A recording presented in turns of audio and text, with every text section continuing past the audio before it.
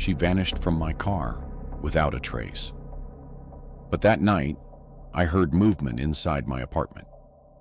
I locked my bedroom door and tried to sleep. Hours later, I woke up and saw her, standing at the edge of my bed, soaking wet, smiling, like she'd never left. It was a rainy night as I made my way home after a late shift at the diner. Work had been uneventful. Not many customers, just the kind of slow night that leaves you restless. Oddly enough, I still had energy buzzing through me, and I knew I'd need to take some melatonin to wind down once I got back. I was following my regular route, a scenic road that's beautiful during the day, but once the sun sets, it turns pitch black.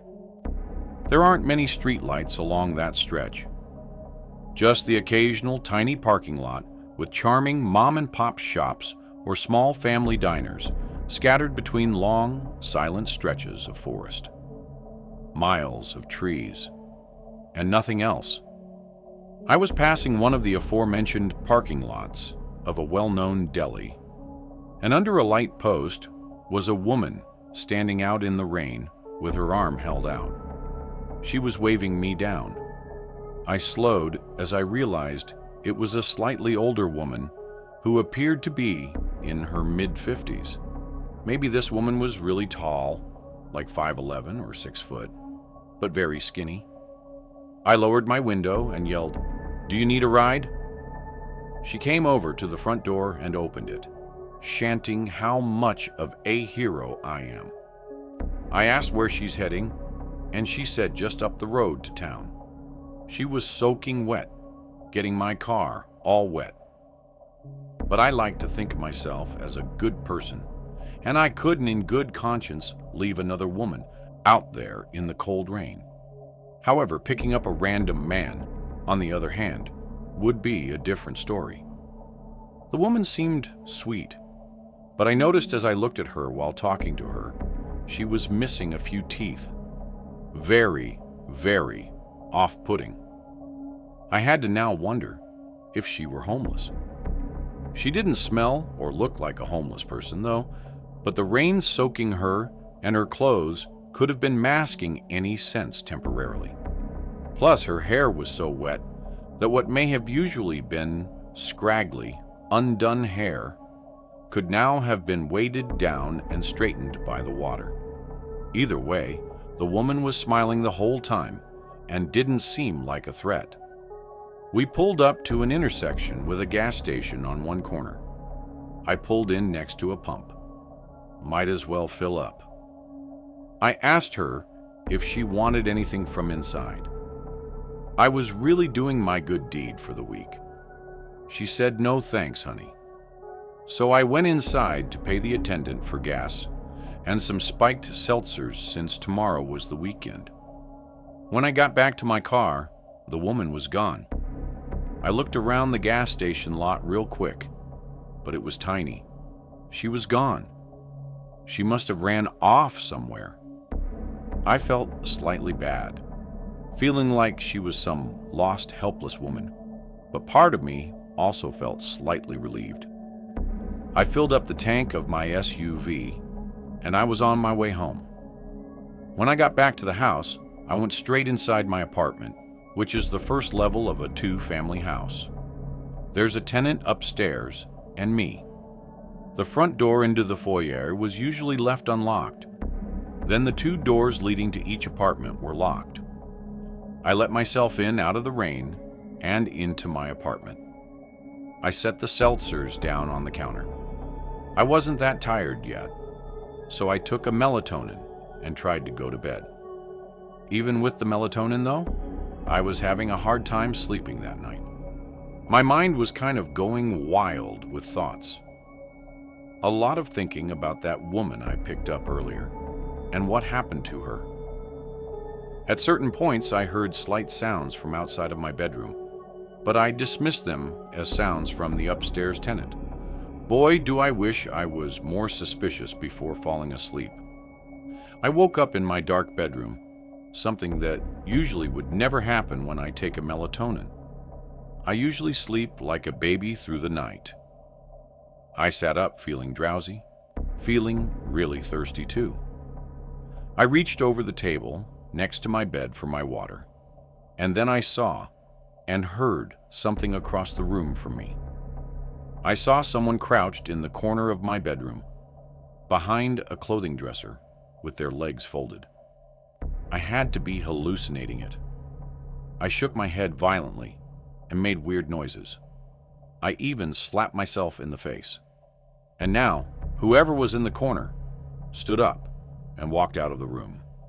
I didn't scream. I didn't say a word. I sat in my bed in literal shock.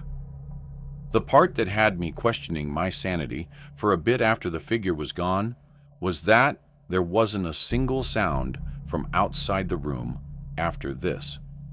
No footsteps, not the sound of a door closing. I grabbed my phone and called my dad. He picked up, confused why I was calling so late. I told him of what I just saw, and he said, "Trish, you probably just had a night terror."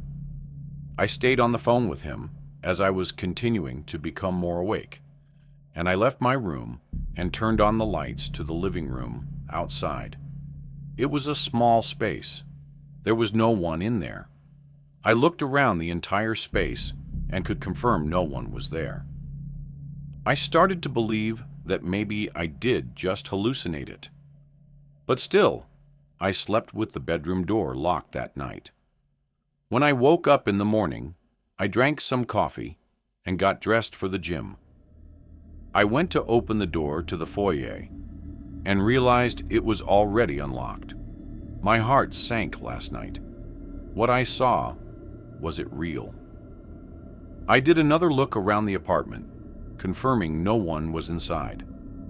I went out to my car and opened the back door to put my gym bag in the back seat.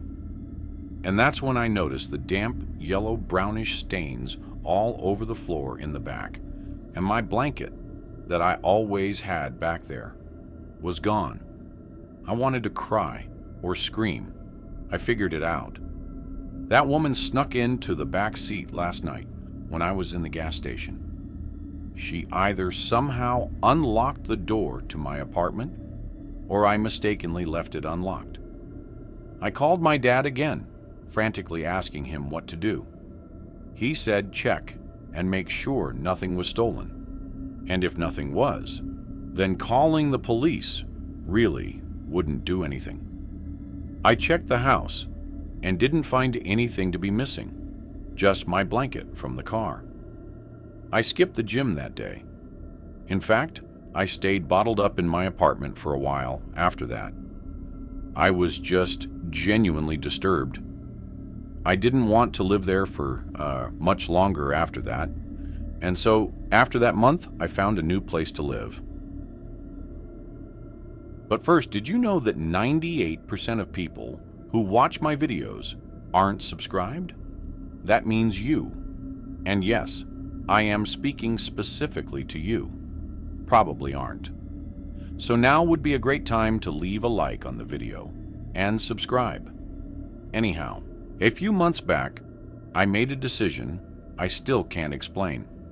I agreed to tag along with my friend Michael to a house party during our freshman year of high school. I wasn't invited, but Michael pulled a few strings and got me in. Since I couldn't drive yet, I figured I'd just go with him. When we pulled up to the house, late at night, Michael turned to me and told me to leave my phone in the car. Said it could get lost, or worse, stolen by someone I didn't know. It sounded odd, but I shrugged it off and followed him inside. The party was in full swing, spilling out into the backyard. Groups of people stood around, some smoking, some drinking, some doing things I couldn't quite make out. Michael nudged me to mingle, meet a few people. I tried, but a couple hours in, I realized I'd gone way over my limit. My vision blurred, and the ground felt like it was shifting under me. I leaned against the house to steady myself, and checked my watch, sometime around midnight, maybe later. I knew I had to leave. But when I tried to find Michael in the crowd, he was nowhere. I scanned every face. He was just gone. When I asked a few others if they'd seen Michael, they all said they had not. I decided to call Mike to find out where he was.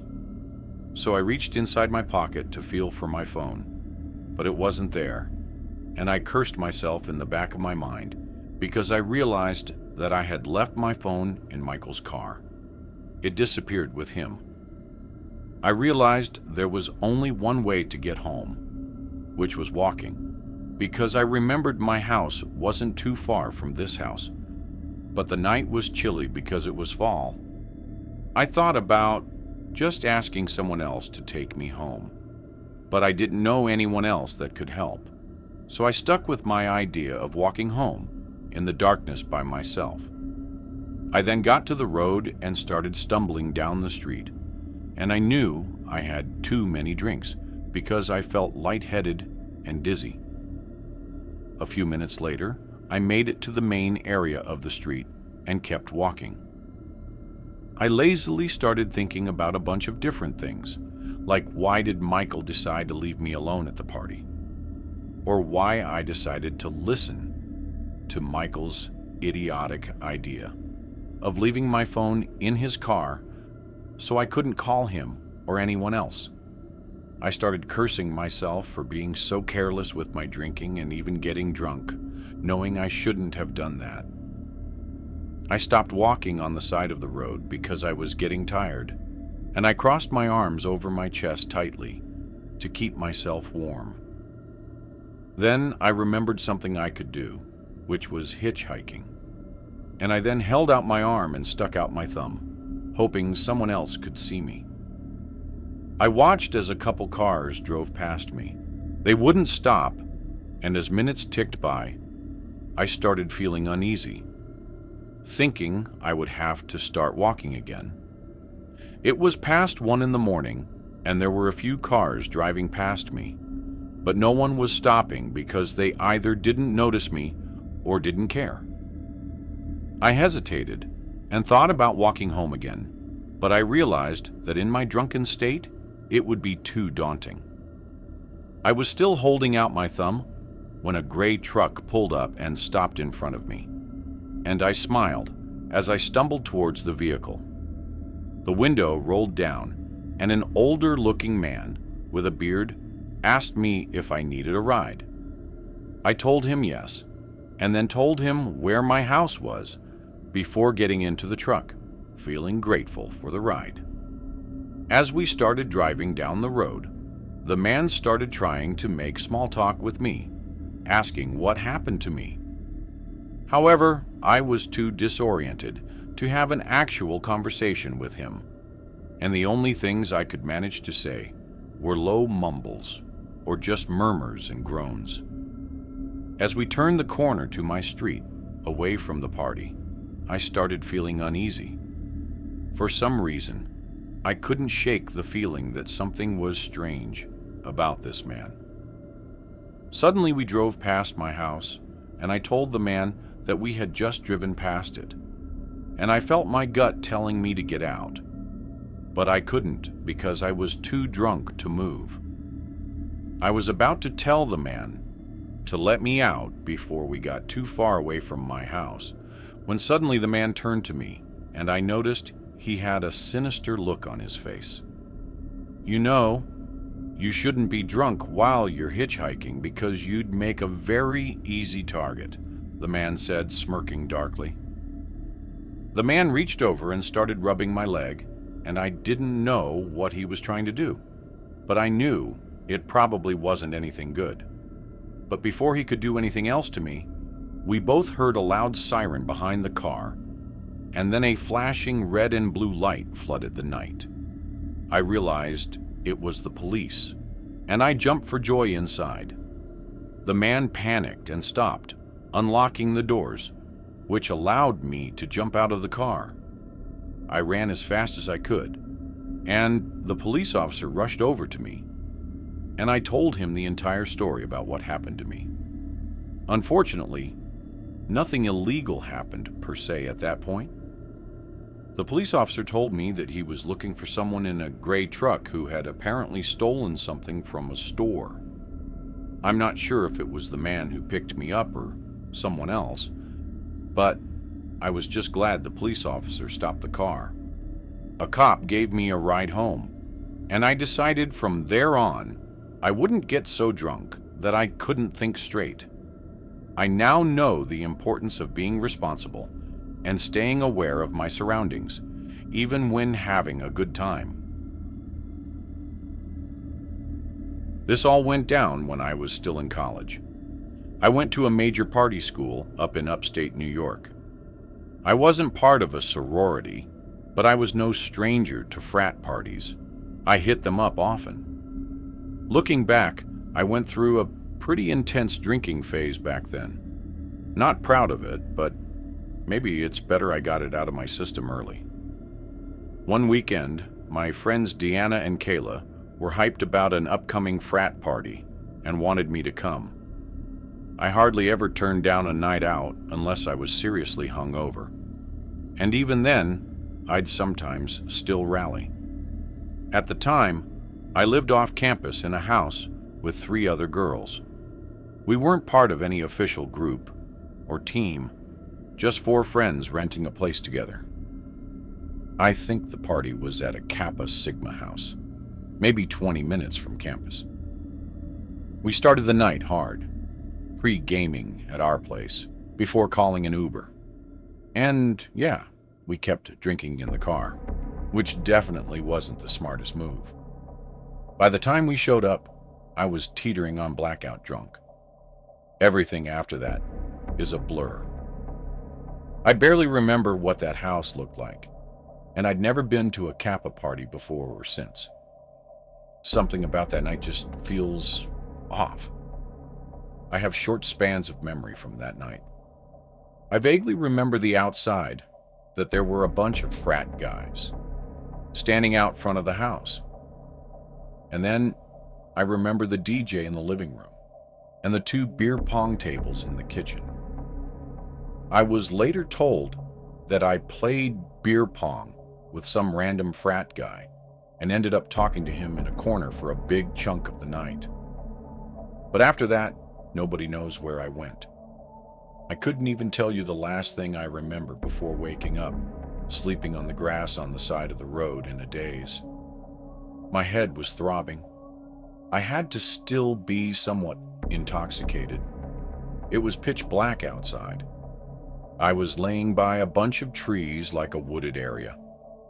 Apart from the university, there wasn't much up there besides woods and the occasional little town. There were a couple light posts further down the road, so I wasn't just laying in complete darkness. I patted down my pockets looking for my phone, and I had a meltdown when I realized my pockets were empty. I was also missing my crossbody bag. I had absolutely nothing on me. I started to freak out. I couldn't even call for help, let alone check the time or where I was.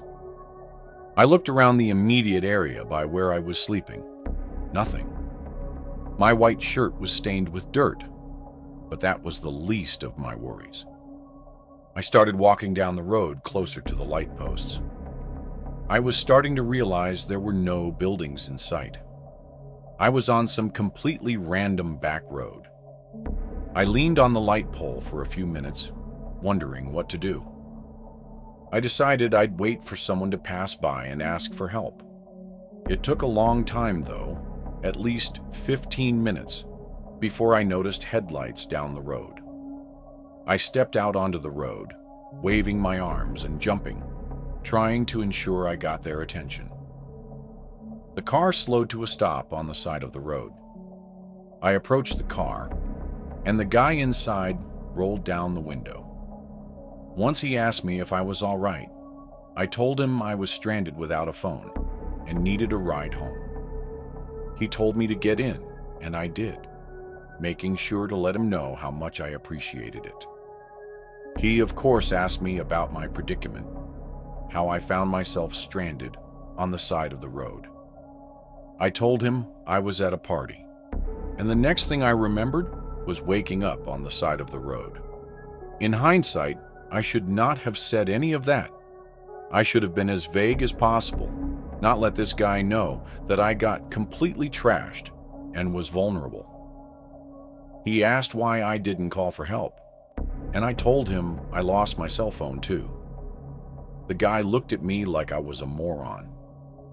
I looked back at him for a second, and this was the first time I really analyzed his features. He was like 35. He wasn't the best-looking guy. He had a thin goatee and a big nose. I gave him my address to put into his house. As he drove, he put the address in, and then I heard him say under his breath, "Okay, here we go." I asked how far away we were, and he said about 20 minutes. That sounded about right, since the frat house was about 20 minutes from our house. I thought things would go smoothly. I'd get dropped off at the house, where Kayla and Deanna would be waiting for me with my belongings, but nothing can ever go that smoothly. The man spoke in a gentle voice basically the entire time. He was asking basic questions at first. His soft voice was almost, in a weird way, off-putting. Like, why was he talking in an almost whisper in the car? We drove on and on for what seemed like over 20 minutes on the same road. I started to get concerned, and so I asked him how much further we had. He didn't respond right away, so I said, "Sir," and he went, and I repeated my question. He said in his soft voice, "Not far. This wasn't right. Our house is in town." Yet we were still on the same back road, with nothing but trees everywhere. I started noticing in my peripheral vision that he would look at me multiple times, like he'd move his whole head to stare at me for a few seconds and then look back at the road. I was starting to feel sick. I asked him if he put the right address in, and he said yes. Then he said, "What color underwear are you wearing?" as he put his hand on my knee and started rubbing my knee. I moved it away and told him in a desperate voice to please not hurt me. "I just want to get home safe," he said. "Why would I hurt you?" After saying this, he pulled onto the grass on the side of the road and put the car in park, and he was about to lean over towards me and do something, like put his arms around me. But I didn't let him. I opened the door and ran into the woods. Luckily, I was wearing my Air Force One, so I didn't have a hard time running in the woods. I ran only just enough to be out of sight from the car. When I could no longer see its headlights, I heard the man for the first time raising his voice, and he yelled into the woods, "Where you at?" "I just want to lick your pussy." I put my hands over my mouth, not only to muffle my breathing, but because of pure fear. I waited and waited until I heard a car door slam shut and the sound of a car speeding off. I waited a few more moments before walking back to the road, confirming he was gone. I felt truly helpless. I didn't want to run into that man again, but I also needed someone else to help me. I waited just at the edge of the woods for another car to come, and eventually one did. I saw the headlights approaching from afar, but I waited until I was sure that it was a different car before jumping out and waving my arms and yelling. The car came to a stop. It was another man, this guy a little older. I sat in the back seat this time. I was so shaken up that I hardly spoke, apart from answering whatever questions about my predicament he asked. Thankfully, this man dropped me off at the house. It was like 4 a.m. at this point. My friends were still awake, waiting for me. They had my phone and my bag. They were contemplating calling the police if I didn't come back by morning. No one had any clue who I left with or how I ended up on the side of the road. The boy who I was with claimed he wasn't the one to leave with me. In fact, there's no solid proof that I even left with anyone. But that leaves no explanation how I ended up sleeping on the side of the road. I cut back heavily on the drinking after this night, and I never want to be in a situation again where I have to hitchhike. If you enjoyed this video, don't forget to hit the like button and subscribe to the channel for more amazing video. Turn on the notification bell so you don't miss any updates. All right, that's it for today. Take care, and I'll see you in the next one.